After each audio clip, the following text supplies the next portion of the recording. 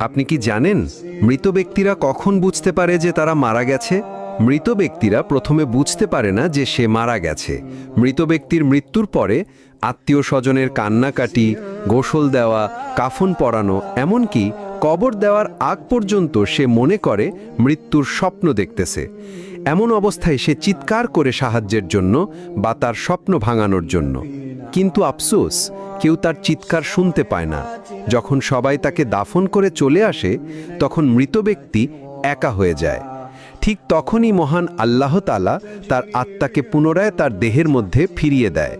প্রথমে মৃত ব্যক্তি এটি ভেবে নেয় যে হয়তো তার খারাপ স্বপ্ন শেষ হয়ে গেছে এবং সে ঘুম থেকে জেগে উঠেছে। তাই সে আল্লাহর কাছে কৃতজ্ঞতা প্রকাশ করে। এরপর সে তার শরীর স্পর্শ করতে থাকে, যা কিনা সবেমাত্র দাফন করা হয়েছে। তখন সে বলতে থাকে, আমার শার্ট কোথায়, আমার প্যান্ট কোথায়?